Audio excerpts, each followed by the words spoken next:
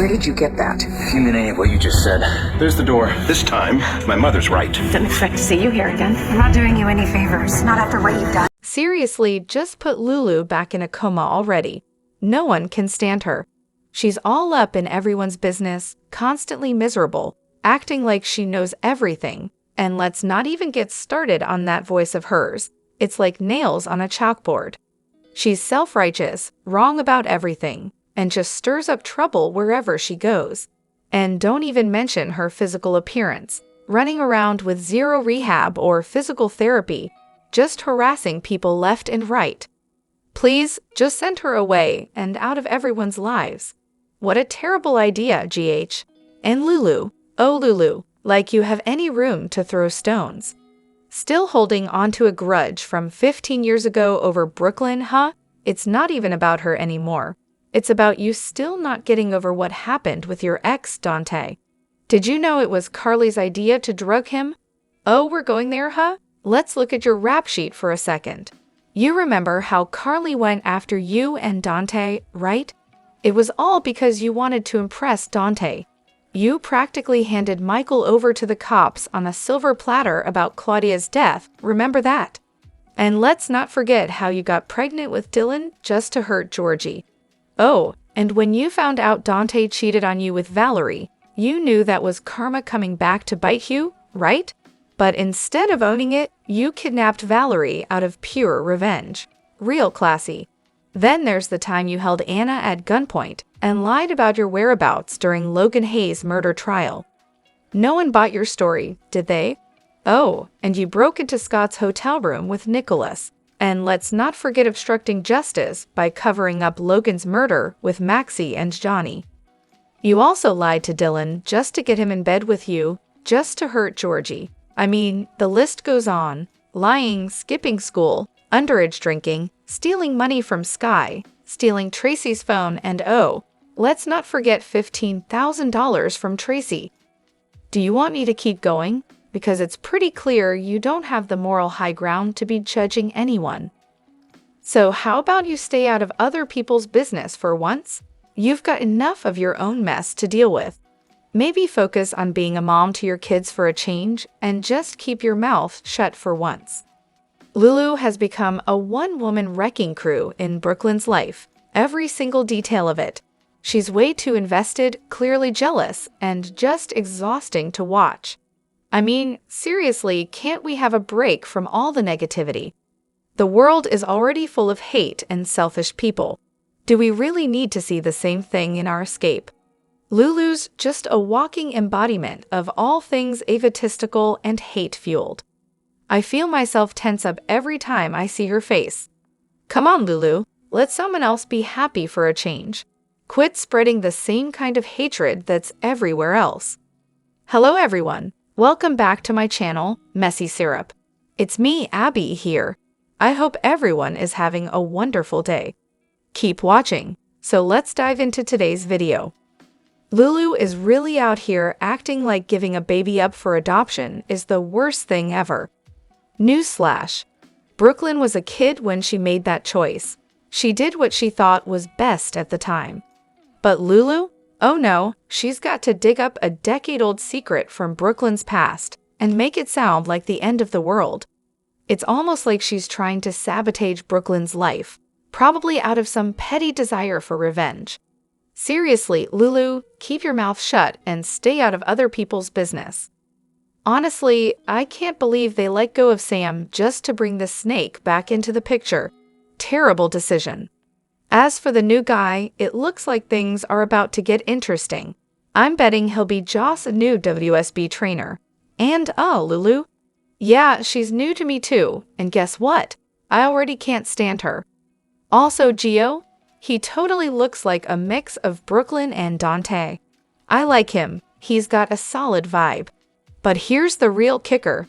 I'm pretty sure that new guy is going to end up being Joss' next love interest. Lulu seriously needs to mind her own business, and I really hope they don't throw her and Dante together. Gio, by the way, is Sunny's grandson, and he'll also be Ned and Olivia's grandson. They're really stirring the pot with that one. Meanwhile, can we please change Drew or just get rid of him already? He's just not doing it for me. On a totally different note, I have a feeling Joss is going to uncover the truth that Sam and Dex are still alive and being held captive, just like Robin and Jason were in the past. That would be epic. Or maybe Jason will find them while he's off looking for Charlotte. Either way, I'm here for it. But back to Carly. She was spot on when she called out Lulu for her jealousy. Lulu hates Brooklyn, not just because of some romantic drama with Dante, even though Carly's the one who set all that up, but whatever, but because of the way Dante sees Brooklyn. Lulu's insecure and threatened by their bond. Brooklyn and Dante go way back, and Lulu's just not a part of that history. Yes, Dante does need to know the truth, but it should come from Brooklyn when she's ready, not because Lulu decided to play whistleblower. And I have a feeling she will tell him, but only when she has all the facts about their son's whereabouts. Lulu, always ready to make a scene. Sure, she's totally in the right to make whatever decision she wants about her body, her rights, her choice, her business. But hey, everyone else can just keep their opinions to themselves, right? It's not like healthcare and women's autonomy are important topics or anything. But let's focus on something far more interesting. Who is Sidwell going to pin a murder on this time? Alexis again? Yeah, that sounds about right. Meanwhile, Jocelyn's out there training for the WSB and possibly catching the eye of a new lover. And Sidwell? Well, who knows? Maybe he's secretly working for the Cassadines, or maybe he's just one of their long-lost relatives, since he seems determined to keep Alexis' fingerprints on the murder weapon that killed her own mother. Very subtle, Sidwell. Real smooth. Now Brooklyn, oh Brooklyn, has uncovered some earth-shattering news about her past. Apparently, she had a baby with Dante 20 years ago. But don't worry, Lulu isn't judging. Of course, she's totally giving Brooklyn a hard time for not telling Dante the truth about their child.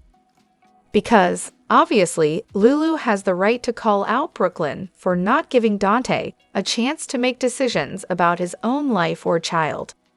Forget that Brooklyn's life has been a mess of complicated decisions, but hey, Lulu's got it all figured out. Meanwhile, Carly's busy telling Sunny that Michael's been in touch, but surprise, Michael still hasn't called Sunny yet. Meanwhile, Dante, ever the emotional beacon, reassures his father that not only does Michael love him, but so does Dante. So touching. I'm sure Sunny's thrilled. Oh, and Ned. He's out here questioning Lois about why she even allowed Sunny into Gio's life in the first place. A real heart-to-heart family moment, I'm sure.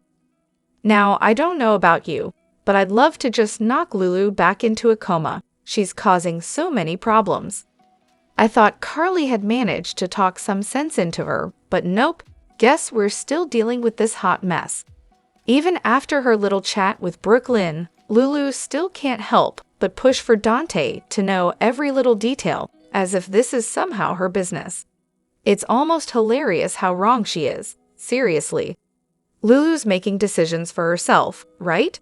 Sure, and she'll just ignore the fact that there's a 15-year-old girl involved here, whose mother helped her make a tough choice. And Lois, being the perfect grandmother, kept tabs on the child. Honestly, you'd like to think if that kid had ended up with a bad life, Lois would have swooped in to fix things. But no, Lulu's just going to keep pushing. Because, of course, it's Lulu's job to take charge of everyone else's problems.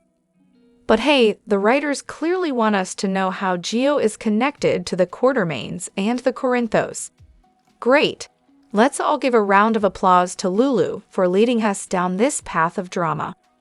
And once again, this just proves why we need women's rights to keep on existing. Because clearly, there are people out there who don't understand how vital those rights are, especially when it comes to minding their own business. Sunny wants to give Gio an educational trust. Right, because whatever career Gio picks is obviously going to be straight out of a fast-paced soap opera. I mean, what else could it be? Maybe he'll become a secret spy or a mob boss. Can't wait to see how that plays out. And speaking of Lulu, didn't she get pregnant at like 12? And instead of choosing life, she didn't. At all. Does her BFF Tracy even know what Lulu did to her grandchild, or the father for that matter?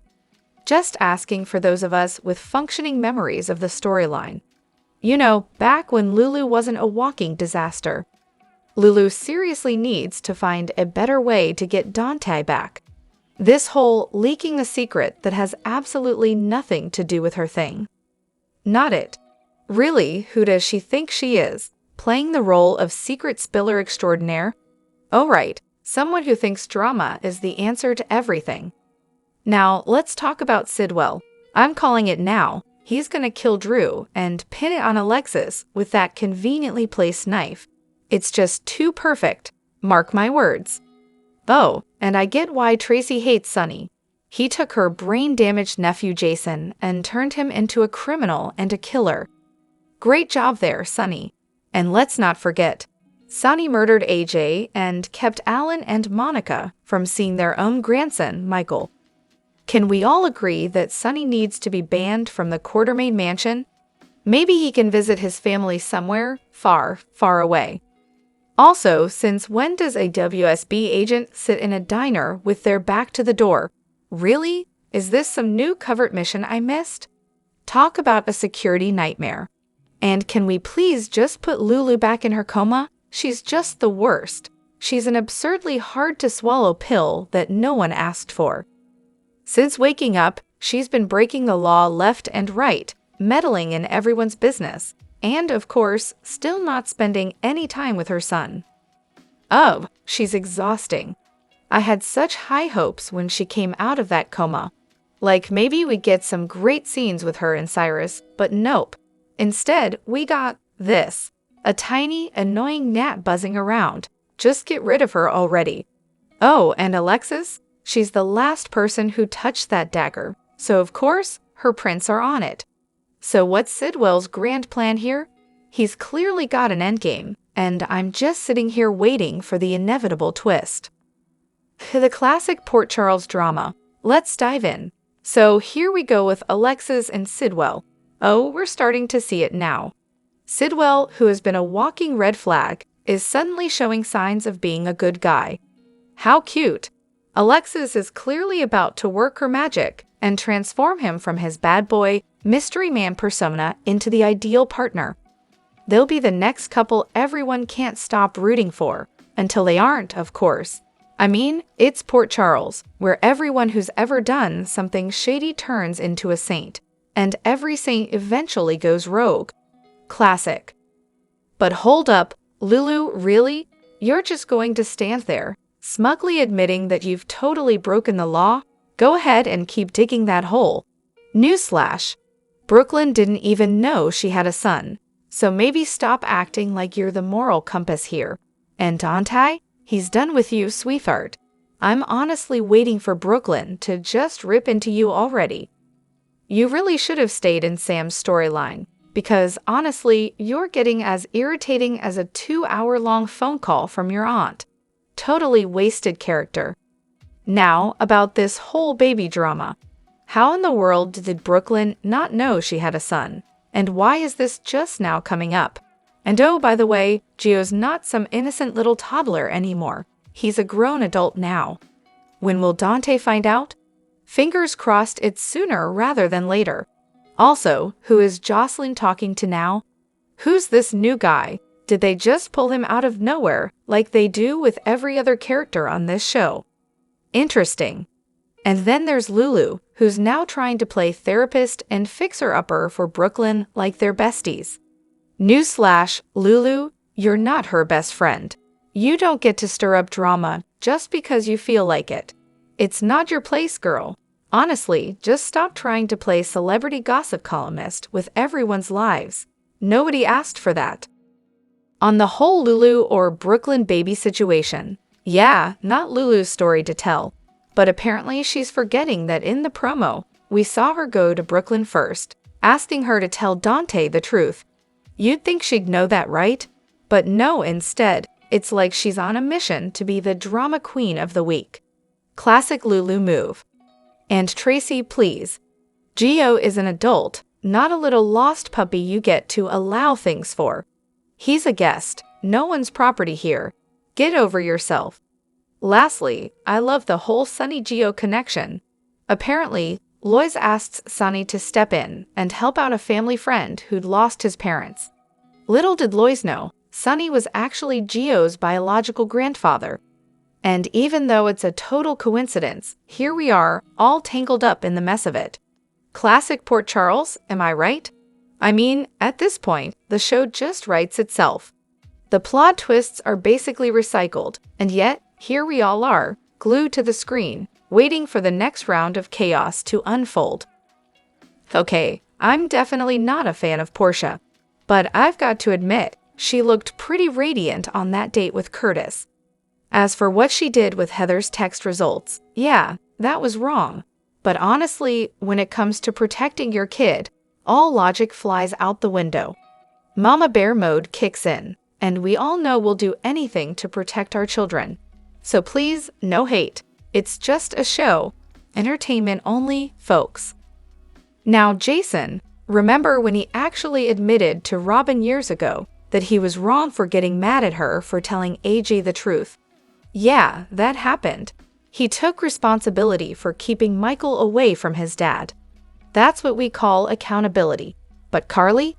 Oh, Carly still blames Robin for ruining her life. Or is it her lie?